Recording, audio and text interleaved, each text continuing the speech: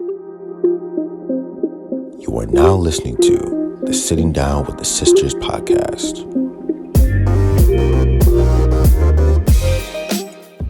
Hi guys, welcome back to the Sitting Down with the Sisters podcast. Welcome back. We're to your the Sitting host. Down I'm with Ashley. I'm Tammy.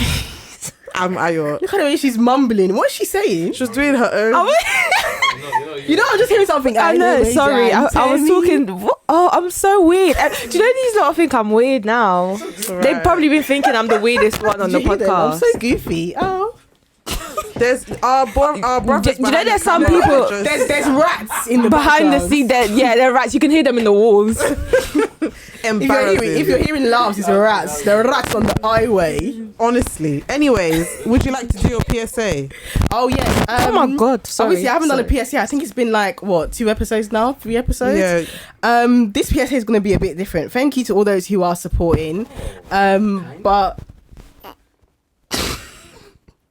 But just to notice, to those who are asking us to come to their studio, we are not coming. Soapbox is our home. It's going to be our home moving forward. Even when we're not in this Foreseeable building, future. when we're in a different building, it's still going to be Soapbox. We're not coming. We appreciate it. It's actually we don't. quite scary. We don't actually appreciate it because it's giving creep vibes. We've never met you before. We don't know Alright. you. Wheel it in, babe. Yeah, so Right. just to let you know, thank you for asking us, but we're not coming. Yeah, correct. Right. Hi, everyone. Screaming. We're Yeah. here again this week because we wanted to discuss both the sexual liberation movement and the body positivity movement, because these are movements that have been very loud everywhere in the last couple of years. And as women, I feel like... Oh my God, the rats. I heard one just now. I wish you guys could see them. Honestly. But as women, we just wanted to share our thoughts on them. So I think if we start with body positivity, just to give you guys some context as to what we're going to talk about. Body positivity is this movement where people are meant to just be, I don't know how to explain, like embracing of just your body, however it is, like... Oh yeah, everybody type, everybody champion, and like it's like overemphasized, you know. If you're this, we celebrate you. If you're skinny, we celebrate you. If you're fat, we celebrate. If you're this, and it's like, okay. For me, I'm not gonna cap. I don't necessarily know if I support the body positivity movement, not in a rude way, because I'll explain why. I personally side more with body neutrality. I don't think we should be thinking about our bodies the way we are. I think we think about our bodies too much. I think, oh, okay, is my hip to waist ratio, is it good? And like, am I too skinny? Am I too fat? I think we think about it too much. And so this movement of body positivity, like, is every day talking about, oh, let's celebrate our bodies. I'm like, no, my body, I should celebrate in the aspect of giving thanks to God. Yeah, it's working. Cool. But apart no reals, but on the top, and also about taking care of it, because you've got to take care of your body. But in terms of being big or being small, or whether I'm sexy enough or this one or that, I'm just like, nah, we should be neutral. Our body shouldn't be controlling how we feel about life. I think again it's performative, because why is there, like you said, why is there so much emphasis? Or because somebody has a different body shape to you, and because you love your body as you should. Like, why is it all of a sudden literally applause in the street? Like, why is it a thing? I don't even think plus size women are getting tired of it. Like under every single seen it, one of their posts, they're getting, oh, you're so confident, because they posted a picture. Just that know, one. I think it's rude if you ask me. It's very patronizing when you think about it. Like in the picture, they're even just smiling. Wow, a queen. Wow, we stand a queen. Like confidence. I can't believe you posted what? It's rude. # real. I think it's very rude. It's very patronizing. It's rude. Like, it comes from a place of, I don't know where it's coming from, because it's like, it sounds like you're talking to a child. No, literally. What they're trying to say is, oh my gosh, like the fact that, you know, your body is like that, you're posting it. Oh my God, I wouldn't, but I'm so like, you'll do it. That's what it comes across like to the fact me. that you're big and you're still able to, you know, do day-to-day normal stuff and post on social media and talk your talk. Wow, that is something to be applauded. Stop making it a thing, because at the end of the day, when Molly May posts her body, you just see it's just like, oh, Molly May. But then when the plus size model will post her body, oh my God, why ain't you call Molly May confident when she posts her body? That's it. Or would you like it as more like maybe size 8 to size 12 person? It's all every single post. Oh, you're so confident. Am I not supposed to be confident? confident. Like, it's actually rude if you do. When you actually think about it, it's giving very patronizing. Yes. I think where body positivity has stemmed from, I can understand and appreciate, because at the end of the day, some people might need extra boosts when it does come to their bodies. And even when it comes to brands actually appreciating different sizes and representation. But it's not now when you see someone that is just a normal person on Instagram, they don't have influence in their body. No contract whatsoever, minding their business. Person, all of a sudden, yes. or even like, obviously I know we're speaking about positivity, but even the other aspect of it, just having an opinion on someone's body. I get it. At the end of the day, some people argue that when you do post something on the internet, it becomes everyone's business. Fair enough, however you want to take it, but just let people post their bodies, like, if they want to, and just leave it as just that. let them be free. You don't even have to like it if you don't. Like, I think we're too analytical of people's aesthetics. Like, your body, we must analyze it from top to bottom. That's why we're in the age of plastic surgery, because there's people literally commenting under people's pictures, your nose is a bit crooked. Can you imagine? Like, that's why it leads on to like filters and all these things are so easily accessible. Why do you think it's so damaging? Like, some people cannot go without actually having filters for a second. So those kind of things, it's just like, we are bringing it on ourselves. Where is it coming from? Aliens aren't bringing it. It's women. Us. We are doing it to ourselves. I think body positivity as a movement can be so counterintuitive in that way, because it genuinely, it puts so much of a spotlight on analyzing people's bodies that to this, it's like it's allowing anything to go.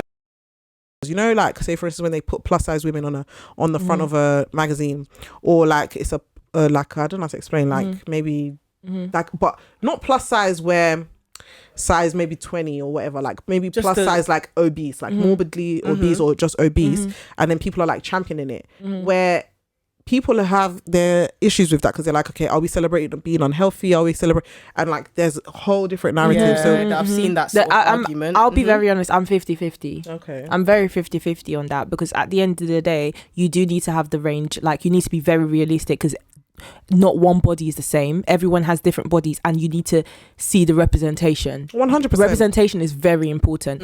Just because a person is obese does not mean that they're less of a person than someone that's not obese. So they should be able to see, for example, what a dress would look like on a model. Why shouldn't they see that? Because they're big. But at the same time, even actually in saying that as well, it's like, just people hide, and they are very performative they hide under the fact that they always do that whole it's unfit, it's not promoting fitness and all of that. Yeah, cool, but as with my size and how I look right now, I could be unfit too. If that's the real issue, if that is the real issue that you're focused on, then you should know that being fit, of course, I understand why you'd think, like, you know, someone that's bigger is unfit, but at the end of the day, a skinny person can, like a smaller person, healthy as well. Just because someone is slim doesn't make them healthy. So focus on that problem, and then if your problem is about being unfit, then that's a very broad issue with every body type. Yes. Do you know what I mean? It's not just about fat people. Yes. Do you know what I mean? So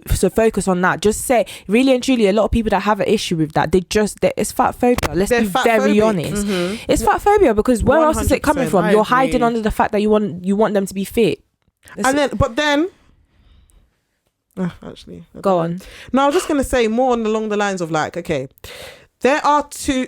Temi is very right, because there's a babe on Instagram, Grace Victory. Actually, just to say, because she's an advocate for this stuff, we're just very happy to hear she's out of her coma and she's doing well, because she's been in a coma since she gave birth to her son, and that was last year. Yeah, and she got out of her coma I think last week. So I heard about that. She's back home with her baby. We want to thank God for her. I don't think she's back home yet, but I think she's out of the coma. Yeah. Oh, okay. But we just want to thank God for her. But yeah, she's an example of someone that's on the bigger side.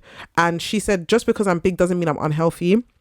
And like, I do think it's a very nuanced conversation, because I genuinely do think there are people that are very unhealthy, and there's a way of people supporting them just in this body positivity way as well, where it's just like, be whatever you want. Just, if you want to literally just lose your life, and that is not healthy either, because what Temi said is true as well. Yeah, it doesn't matter what size you are, you can be unhealthy, but we also know that obesity can affect a person's life and their health. So I do think there needs to be, You just need to.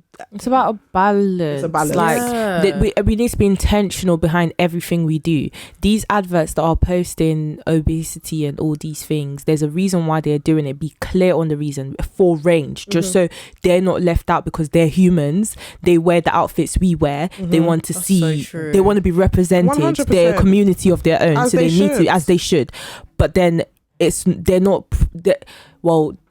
I get why people see it as if they're promoting obesity, but how can you go about it without coming across that way? It is difficult. What do you expect these brands to do? Wait, under the picture, we're not promoting obesity, it's just to show, like, you as a consumer yourself, don't be dense. Have common sense. Know what they're trying to say. Do you know what I mean? Like, we're educated babes, we get it.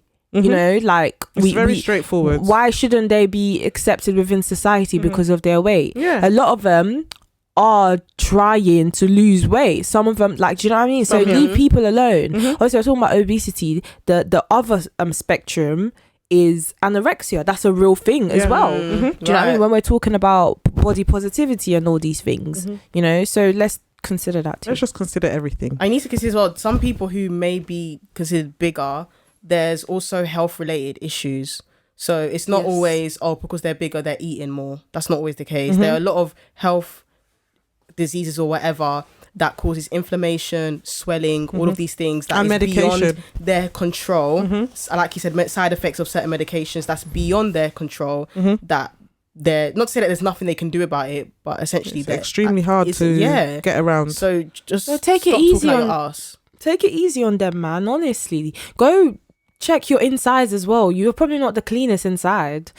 You need to flush it out. You need to go drink some green tea and you haven't eaten vegetables in 6 months. So, do you know what I mean? Your wheat is yellow and you're looking at someone else's whatever. You're drinking alcohol every night, but it's a fat woman on the internet you want to body shame. Where are you going with it exactly? What is your intention? You're just trying to bring them down. Really, think about your insides are finished. Do you know these same people? They'll finish talking about a fat person on the internet. They will go and read it's yellow. Does that smelly? You don't drink water. Some of you do not even like water. How do you not even drink water? But it's a fat woman because she looks physically unfit. That's the hill that you want to die on. That's the hill you want to die on. You need help. That's embarrassing, actually.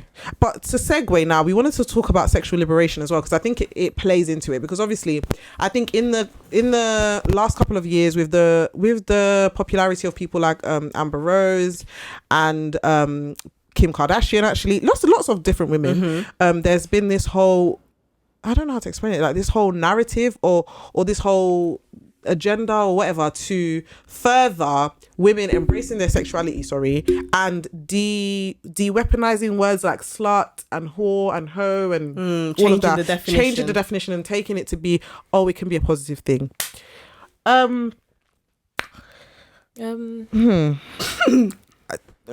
See, this is the thing about sexuality, I don't know why people want their sexuality to be their whole identity. That's my issue, I think, with the sexual liberation movement. Okay, I can try and understand it, and I think it comes from what's really, like, let's talk about artists, for example, and Kim Kardashians and, you know, of our generation. I think it sells, unfortunately. Which is sad. The fact that it sells is sad, that's another conversation, but that's what's selling. Okay. Right. And unfortunately, that's the industry they find themselves in. A lot of them choose to be there, a lot of them don't choose to be there, but they just find themselves there, and they've just got to do what they've got to do to bring money home. I didn't even think about it like that, because I think it's a job, unfortunately. That makes it even more sad, because I think people are saying sexual liberation, though, to mask the fact that they just want to sell. But they have I think you need to be deep that, because I haven't ever thought about it like that, but that I think is it for a lot of people. And I think it's sad. I think it's just sad that because it's sex work, it's not seen as a job. I don't think it's fair. Right. Do you get where I'm coming from? Because at the end of the day, just because of the type of job it is, because at the end of the day, a job is something that brings you money, right? it's not, it doesn't depend on what type of job it is, because when someone works in McDonald's, you still say, you know, they're still bringing money home. If someone is a stripper or they're a sex worker, they're still bringing money home. That's just the best way they know how. Just because you don't agree with it, or it doesn't go with your morals, you don't then invalidate the fact that it is a job. Oh no, of course it's Do you know a job. what I'm trying it's to a say? Job. But I think what the issue with the sexual liberation movement for me is that people have tied their whole identity to their sexuality. So if they're not sexy, they're nothing. If I'm not out there, my body is out there, everything about me, I'm letting people know I'm really that babe, I'm sexy. Oh yeah, that's it. This sounds wild, what I'm about to say, but I feel like women like that find it so important that they do these things, that's tied it to their identities. I don't understand, like, it sounds mad, but why then are they shocked when people around them then start to make certain comments? Like, for example, let's take Meg Thee Stallion. When I think of Meg Thee Stallion, I think of, you know, she's very sexy, she has a big bum. Would it be mad for Meg to then, let's say, for example, I say to her, oh yeah, Meg, the one with the big bum, basically. Would she then feel some kind of, like, she's allowed to feel how she wants. Her feelings are very valid regardless, but then She should be very surprised, and she should be offended. And what Temi is not saying, she's not saying sexual harassment. Yeah. Oh, she's no. She's just saying comments about her body because that is what she talks about. Like, that would be the first thing that comes to my head. For example, say, let's say my breasts are always out. Let's say, for example, as women, we're talking about, oh, Temi with the breasts, with the, you know, things like, you know. Or like, okay, you make a song like WAP. WAP, yeah. Are we then surprised that is the only thing people tie you to? Basically. Your sexuality, that's what you're saying. That's what, sorry, it's taking always a long time to get there. Cool. But yeah, that's what I'm trying to say. Like, is it crazy that, should they be offended? That's the thing. I don't think you should be offended. I'm sorry. I'm not actually sorry. Actually, I'm not sorry, because I personally think people want to pretend like they don't see the dots aligning and like lining up. But honestly, if that's the only thing you sell about yourself, you don't sell the fact that you're educated, you don't sell the fact that you have other things about yourself. Not saying that these people don't. We're not talking about people individually. We're just talking about people in general. If the only thing you want people to know about you is that you're sexy and that you have a body and that this is me, that's it, then that's the only thing you're inviting people to converse with you about. Do you know what? I think I can't really think of a person, like, I actually cannot come up with one person, like an example of a person that's like that. The reason why is because maybe it comes across like that because we don't know them well enough. That's fair. Because I can't actually, my brain cannot fathom like someone just selling I have an sexy. example. Okay. So maybe, obviously I've seen some people seeing this, Sdwts, let me use her as an example. I've been following her from like when she used to do like her rap, her cars in her rap, her rap in her car, sorry. Right. And like when she didn't really have that many followers, and some people were complaining that, you know, the way she's selling and marketing herself is changed quite dramatically. Because before, her raps were more like, oh, I'm educated, I'm a boss babe, I'm gonna get to where I need to be, I can take care of myself, I'm independent, I don't need a man to take care of me. Whereas now it's, oh, I want a 6-figure man, pay my bills, type. I'm a sexy woman, my down there is you know, all of these things. And obviously when you look at her, she dresses quite provocatively, to some people that's what they would think. And I think maybe she's not the best example, but maybe she's an example for what you guys are saying. So does that now mean it warrants those sort of comments? This is what I mean about it selling. If that's what you want, if that's what you're putting at the forefront of what is about you, then I think you can't be surprised when that's what people are analyzing the most about you. Because that's what you're selling of yourself the most. It's different if that's not your it's different if you're literally just a normal woman, which happens to women all the time, by the way. Get that. You're just a normal woman and that everybody's just talking about that all the time, because that's the problem with society. Women are over sexualized, period. Yes. But I think what the problem is, because this, I don't want it to turn into, oh, why don't we talk about men being sexually liberated? I don't think it's good for either of them to be like, we know like the issue with men. Women are always like sexual object, like we're not taking that away. We're just digging deeper into the women that, you know, perpetuate a lot of these things. Yeah, because I just think it's a bit counterintuitive. Like, say sexual liberation is like your sexuality is a God-given part of you, and that's nothing to be ashamed of. I want people to know that. But I think that shouldn't be the forefront of your personality, the forefront of your identity, because there's so much more that makes up of you. And I think the way God designed sexuality anyway is meant to be an intimate thing. It's not meant to be something that you're just flaunting just for the sake of the flaunt. Yeah. And I think that narrative is becoming less and less popular, and it's becoming more and more unpopular to say that people are doing the most online. Yeah, I have so true. I have a slightly different view. I do, like, if you honestly, my thing is just that shouldn't be the only thing. Right. If it's going to be the main thing, so be it. Like, I don't have a problem with like, if a woman wants to be sexual and they want to, you know, embrace their sex, like whatever it is that they're doing, do your thing. Honestly. I just don't think it's fair that that's the only thing that you want people to see about you, because I'm sure there's loads of amazing other things that you can bring to the table as a woman. Do you know what I'm saying? So, like I said, I can't think of someone that's just, even the Sweetie, all the women that we've mentioned, Meg, like I'm sure there's, I don't know specifically because I'm not really a fan of Meg, but with Sweetie, I'm a fan of Sweetie. She went to uni and she graduated. She's always talking about her degree. She's a family woman. She's always talking about her parents. Look at Kim Kardashian. She's a whole lawyer. Like, she's studying a law degree. Do you know what I mean? Things like Beyonce, like they're actual women outside that. Cardi B, like they're doing things outside that, you know? And I feel like sometimes as well, we need to be careful, because when we see women doing these, you know, sexual liberating things, we focus on that a bit too much sometimes, even if it's not the forefront. You know what I mean? Because it's, that's not the only thing they're presenting. Even if that's not the only thing they're presenting, a lot of time we will focus on that because it's the interesting thing, or it's the entertainment in everything that they're doing. I think it's the shock value, because I do think that the fact that sexual liberation is becoming so popular has also popularized the fact that people are making porn very normal. Like porn has become very normalized, and it's become so. Those are the counterintuitive parts of the movement that upset me, because the porn industry on its own is toxic, and I think the fact that people are promoting porn as though it's something okay is not a good thing. Or the fact that people are literally turning their own social media profiles into porn is also not okay. Or that the fact that in movies now it's so normal to just you saw that movie, be like a sex scene. Even like a small little perfume advert, like you're just seeing sexual 2 seconds. It's just so like all these things. I'll never forget, me and my sister were watching an advert, and the way the advert went, you wouldn't even thought it was like for something for food. I genuinely thought it was going to be for literally like a condom or something like that. And then when they finally showed the product, we were like, what the hell? And that's how things have become so twisted, sexualized and accessible. Like, even when you mentioned the film could be like an action movie or a biopic or a period piece. I'm guarantee you, any money they would have to throw a sex scene in there just because. It's sad because like we want to blame these industries, all these brands and whatnot.